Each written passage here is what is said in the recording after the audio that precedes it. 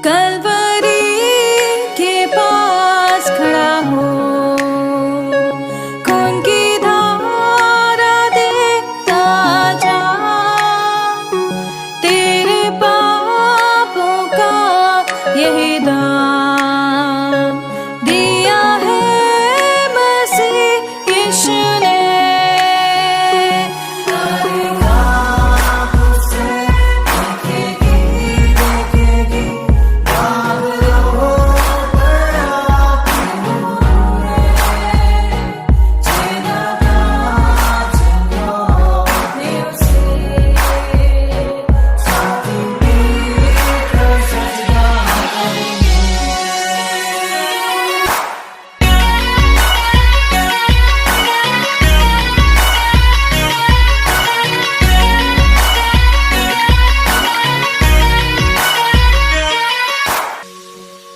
ये हुआ सब तेरे लिए, तूने भी उसे छेड़ा था,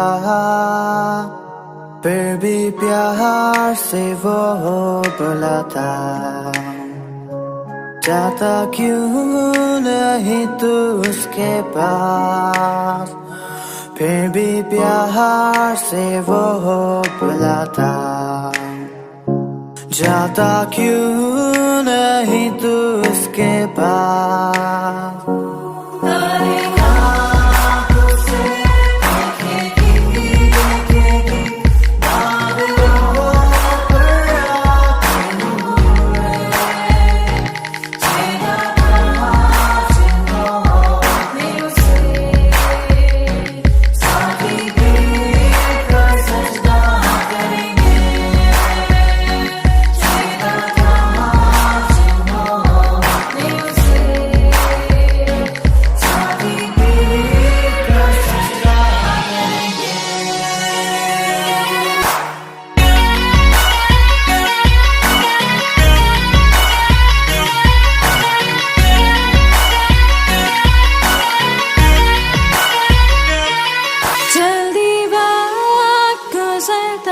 चाहता है, रात अंधेरी आती है, तौबा कर दरवाजा होगा बंद, कुछ ना होगा वे पछताने से,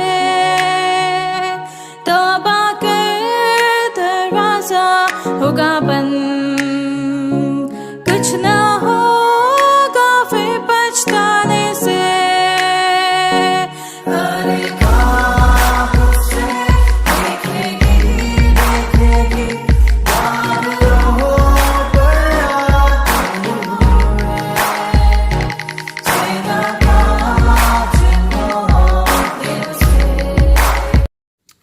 हम प्रभु परमेश्वर को धन्यवाद देंगे आज की सुंदर सुबह के लिए कि परमेश्वर ने आज की सुंदर सुबह मुझे और आपको दी है ताकि हम परमेश्वर की महिमा करें। मैं आप सभी का स्वागत और वेलकम करता हूं living Christian movement fellowship ministry में जयपुर शहर से। आप सभी को आशीर्वाद भेजता हूं। परमेश्वर आप सबको बहुत आशीष दे। आज का दिन आपके लिए बहुत ही आशीष का, आनंद का दिन बनता जाए और आप परमेश्वर की महिमा करते चले जाएं। प्रियो, परमेश्वर चाहता है कि हम आगे बढ़कर प्रभु की महिमा करते चले जाएं। आज हम 2 कुरिन्थियों का 11वां अध्याय 27, 28 और 29 पद को मैं आपके सामने पढ़ूंगा। लिखा है, परिश्रम और कष्ट में, बार बार जागते रहने में, भूख प्यास में, बार बार उपवास करने में, जाड़े में, उघाड़े में और अन्य जातियों को छोड़कर जिनका वर्णन मैं नहीं करता, सब कलीसियाओं की चिंता प्रतिदिन मुझे दबाती है। किसकी निर्बलताओं से मैं निर्बल नहीं होता है, किसके ठोकर खाने से मेरा जी नहीं दुखता है। परमेश्वर अपने इस वचन के पढ़े और सुने जाने पर आशीष दे। आज 10 मई है। परमेश्वर हमें इस 10 मई को आशीष देना चाहता है। प्रार्थना करेंगे। धन्यवाद, स्तुति के योग्य हमारे सामर्थ्य परमेश्वर, आज की सुबह के लिए धन्यवाद। ये दिन आपने दिया प्रभु कि आज के दिन में हम आप जैसे महान परमेश्वर के चरणों में झुक जाएं, आपकी महिमा करें, आपकी बड़ाई करें, आपकी स्तुति करें, आपके नाम को सराह सकें। हे दयालु, हे सामर्थी, हे विश्वास के योग्य परमेश्वर, हम आपके नाम को धन्य कहते हैं, हम आपकी तारीफ करते हैं, हम आपकी प्रशंसा करते हैं, हम आपके नाम को सराहते हैं, क्योंकि आप आदर, महिमा और स्तुति के योग्य परमेश्वर हैं। हमारा हृदय आपके प्रति धन्यवाद से भरा है प्रभु। आज का सुंदर दिन आपने दिया, हम सबको सुरक्षित रखा, अपने हाथ में रखा। हमारे सारे श्रोताओं के लिए, सारे भाई बहनों के लिए हम प्रार्थना करते हैं, आपके सेवकों के लिए प्रार्थना करते हैं जो कठिनाई में, तकलीफ में, परेशानी में, आप उनको ढाढ़स दे, हिम्मत दे, ताकत दे प्रभु, ताकि आपके साथ वो बने रहें और आपकी महिमा कान बन सके, और जो आपकी योजना है उसको अपने जीवन में पूरा होता देख सके। धन्यवाद देते हैं प्रभु, आपने हमें इस पृथ्वी पर रखा, आनंदित जीवन जिया, शांति दी, तसल्ली दी, समस्याओं में, परेशानी में, कठिनाई में आप हमारे साथ रहें, इसके लिए धन्यवाद। हम बड़े आदर के साथ, दीनता, नम्रता के साथ हम सभी को आपके हाथ में सौंपते हैं। हमारे सारे भाई बहनों पर आपके अनुग्रह की दृष्टि चाहते हैं और यही प्रार्थना करते हैं प्रभु, हमारे देश पर आपके अनुग्रह की दृष्टि बनी रहे। देश का संचालन करने में आप प्रधानमंत्री को, राष्ट्रपति को अगुवाई करें, आपका हाथ उनके साथ बनाए। आने वाले इलेक्शन में प्रभु जी हम चाहते हैं आपकी महिमा हो, जो आप चाहते हैं सही लोग चुनकर आए और आपको महिमा मिल सके, अंधकार की ताकत परास्त की जाए, शैतान की चालें परास्त की जाए और सब बातों में आपका नाम ऊंचा किया जाए। हमारे प्रदेश राजस्थान के लिए, यहाँ के मुख्यमंत्री के लिए हम प्रार्थना करते हैं, आप उनको भी संभाल, आपका हाथ उनके साथ बना रहे। हम सारी महिमा आदर आपको देते हुए इस प्रार्थना को अपने प्रभु, अपने धारकर्ता यीशु मसीह के नाम से मांगते हैं, आमीन। प्रियो, परमेश्वर मुझे और आपको एक एक दिन आशीष तो दे रहा है, आगे तो बढ़ा रहा है, लेकिन ये वचन को भी हम पढ़ते जा रहे हैं। ये बाइबल धीरे धीरे हम समाप्त करते जा रहे हैं। यही आनंद की बात, सुबह सुबह जब आप इस वचन को देखते हैं, पढ़ते हैं, यदि आपके हाथ में बाइबल रहती तो बहुत अच्छी बात है, नहीं तो ये वचन हम कई बार अपने स्क्रीन पर लिखते हैं ताकि आप इस पर भी पढ़ सकते हैं। और जब वचन पढ़ते हैं तो आपकी आत्मा तृप्त होती है। ये आत्मा शुद्धि का काम है, आत्मा शुद्धि करने का काम है। जब आप इस वचन को पढ़ते हैं, जब आपकी स्क्रीन पर आता है, इस स्क्रीन पर इस वचन को आप पढ़ते हैं, तो ये आपकी आत्मा को शुद्ध करता है। ये आत्मा का भोजन है, आत्मा को तृप्त करता है, हमारी आत्मा तृप्त होती है। इसलिए प्रियो, ये वचन और ये डिवोशन केवल इसलिए नहीं है कि हमने सुना और खत्म हो, लेकिन प्रियो आपकी आत्मा शुद्ध होती है, पवित्र होती है। और जब आपकी आत्मा पवित्र होती है तो आप अपने जीवन में उन्नति पाएंगे, ऊंचाई पर जाएंगे, एक एक कदम पर आप आगे बढ़ते जाएंगे और परमेश्वर की महिमा का कारण बनते चले जाएंगे। पौलुस कहता है फिलिप्पियों के 3 अध्याय उसके 14 पद में, वो कहता है, मैं निशाने की ओर दौड़ा चला जाता हूं, मैं निशाने की ओर दौड़ा चला जाता हूं ताकि वह इनाम पाऊं जिसके लिए परमेश्वर ने मुझे मसीह में ऊपर बुलाया है।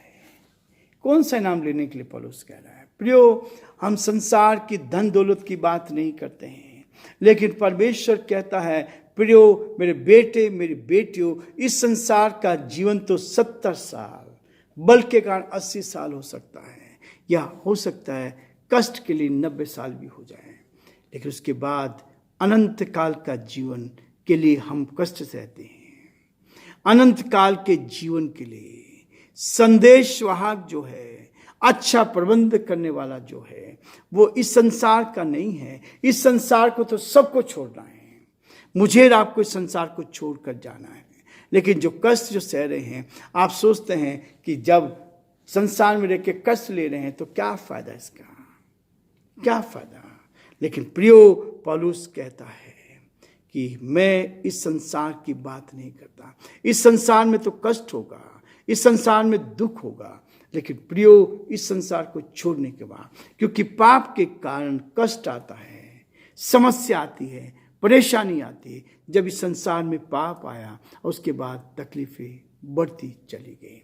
लोग पाप में जीवन जी रहे हैं, लोग झूठ में जीवन जी रहे हैं, लोग गलत काम कर रहे हैं और समस्याओं से जूझ रहे हैं, समस्याओं से जूझ रहे हैं। इसलिए प्रियो, परमेश्वर का वचन कहता है, मैं निशाने की ओर दौड़ा चला जाता हूँ ताकि वो इनाम पाऊँ। आज हम भी इस बात को कहते हैं, चारों तरफ क्लेश है, चारों तरफ समस्या है, बहुत सारे लोग विरोध में झूठे आरोप लगाकर सेवकों के विरोध में काम कर रहे हैं। लेकिन प्रियो, परमेश्वर का वचन कहता है, जब हम इन बातों को लेकर करते हैं, जब आप इस वचन को पढ़ते हैं, तो परमेश्वर आपको इन सब बातों में से हिम्मत देता है ताकि आप हर जोखिम में, समुद्र के जोखिमों में, झूठे भाइयों के बीच के जोखिमों में रहते हैं। 27 पद कहता है, परिश्रम और कष्ट में बार बार जागते रहने में, भूख प्यास में बार बार उपवास करने में, जाड़े में उघाड़े में। लोग कहेंगे क्यों इतना कष्ट सह रहे हैं, क्या करना है? लेकिन प्रियो, कष्ट क्यों सहते हैं? जब इंडियन टीम खेलती है तो वर्ल्ड कप के लिए वो परिश्रम करती है, तकलीफ सहती है, और जब वर्ल्ड कप मिल जाता है तब कितना जश्न मनाते हैं। यही मसीह जीवन है। जिसने इसको समझ लिया, जिसके पास शांति आ गई, जिसके पास तसल्ली आ गई, अब वो अपनी इस आत्मा को सुरक्षित करना चाहता है। ये आत्मा कभी मरती नहीं, इस आत्मा के लिए वो सुरक्षित रखना चाहता है, और इसलिए वो कष्ट सह रहा है, तकलीफ सह रहा है। इसलिए कहता है 27 पद में, परिश्रम और कष्ट में बार बार जागते रहने में, भूख प्यास में बार बार उपवास करने में, जाड़े में उघाड़े में, और अन्य बातों को छोड़कर जिनका मरण मैं नहीं करता, सब कलीसियाओं की चिंता मुझे दबाती है। कलीसियाओं की, प्रभु के दास और दासियों की चिंता हमारे जीवन में होनी चाहिए, ताकि हम एक दूसरे को कैसे सहयोग कर सकते हैं, एक दूसरे को कैसे समस्याओं में आकर, जो समस्याओं में जीवन जी रहे हैं, उनमें कैसे मदद कर सकते हैं। ये है हमारे जीवन का महत्वपूर्ण बात। जब आप जीवन में आगे बढ़ते हैं तो परमेश्वर आपको आशीष देकर आपके लिए बड़े रास्ते खोलता जाएगा, ताकि आप आगे बढ़ते हैं। 29 पद में कहता है, किसकी निर्बलता से मैं निर्बल नहीं होता, किसी की निर्बलता से निर्बल, क्योंकि ताकत तो आत्मा है। मेरी आत्मा शुद्ध है तो ताकत देती है, ये शक्ति देती है। और यीशु ने कहा जब संसार में था, उनसे मत डरो जो शरीर को घात कर सकते हैं, लेकिन उससे डरो जो आत्मा को घात कर सकता है। हम उस आत्मा को घात करने वाले से डरते हैं। वही है हमारे जीवन में जो मेरी आत्मा को नरक में डाल सकता है, और करोड़ों करोड़ों वर्ष तक उस नरक में हम डाल दे जाएंगे, उस नरक की आग में डाल दे जाएंगे। और उसके लिए ही हमें कह रहा है, किसकी निर्बलता से मैं निर्बल नहीं होता, किसके ठोकर खाने से मेरा जी नहीं दुखता है। जी दुखता है तो हम उस नरक से डर लगता है। वो नरक भयानक नरक है, जिससे लोग इस बात को देखते हैं। वैतरणी नदी के बारे में गरुड़ पुराण में जिक्र किया गया है कि कैसी भयानक स्थिति होगी, कैसी भयानक स्थिति होगी। सबको मालूम है, दो ही रास्ते हैं, एक स्वर्ग का, एक नरक का है। नरक में जाना है तो भयानक भयानक पीड़ाओं में से जाना है। ये तो संसार की पीड़ा कुछ समय के लिए है, लेकिन प्रभु के साथ चलना ये बहुत बड़ी बात है। जब आप प्रभु के साथ चलते हैं तो परमेश्वर आपको उत्तम से उत्तम आशीष से भरपूर करता है। आज हम ये रुकेंगे। प्रभु आप सबको बहुत आशीष दे, और परमेश्वर का हाथ आप पर और आपके पूरे परिवार पर बना रहे। प्रभु आप सबको बहुत आशीष